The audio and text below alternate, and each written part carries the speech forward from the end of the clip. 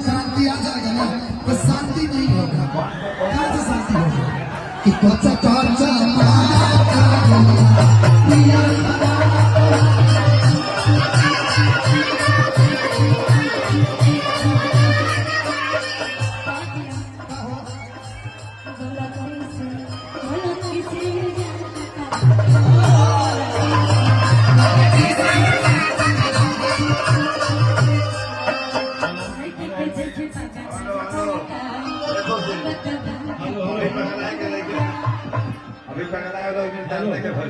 की गलती से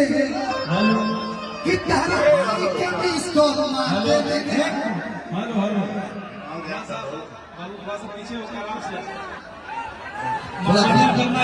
पीछे और स्टेज पे जो लोग हैं स्टेज में बहुत वजन हो गया है, इसलिए कुछ लोग जो है नीचे चले जाइए, कुछ लोग पीछे से नीचे चले जाइए, कुछ लोग पीछे चले जाइए, कुछ लोग भैया